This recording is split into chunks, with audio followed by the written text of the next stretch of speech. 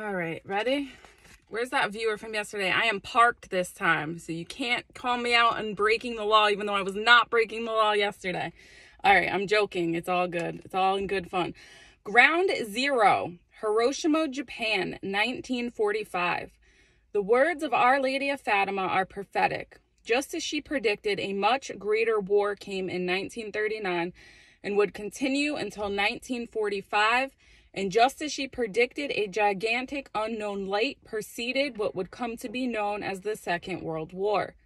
As reported by the New York Times on January 25th, 1938, throughout Europe, the night sky was lit with a gigantic aurora that terrified thousands of people. From an airplane, the paper reported the sky looked like it was a shimmering curtain of fire.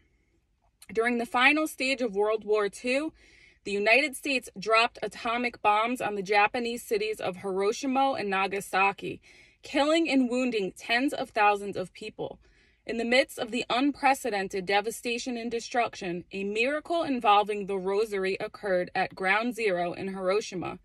On the morning of August 6, 1945, at 8:15 a.m., Father Hubert Schiffer and 7 other Jesuits were sitting down to breakfast at their rectory in Hiroshima. Suddenly, a terrific explosion filled the air with one bursting thunder stroke.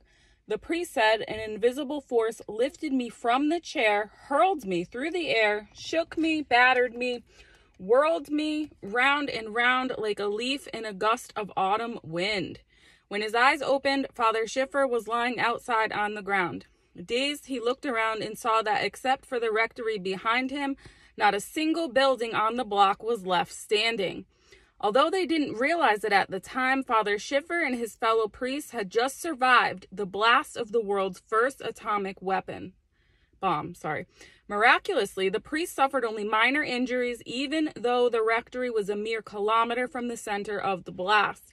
Many who were close to the epicenter were simply vaporized by the intensity of the heat. Others were severely burned or were crushed in the collapse of buildings. Many would die later of radiation poisoning. When they comprehended the magnitude of the miracle that had happened, Father Schiffer and his fellow priests knew why they were spared. "We believed that we survived because we were living the message of Fatima, and we lived and prayed the Rosary daily in that home." As if in confirmation, the Franciscan friary in Nagasaki, established by St. Maximilian Kolbe, was also unharmed in an atomic blast that destroyed the city a few days later. The friars were also devoted to the daily recitation of the Rosary. Divine Providence had led St. Maximilian to build the friary in a location that protected it from the full force of the blast. And those priests did not show any signs upon examination later in life of radiation whatsoever. Do not fear. Do not panic. Pray the Rosary. Joan of Arc Media out.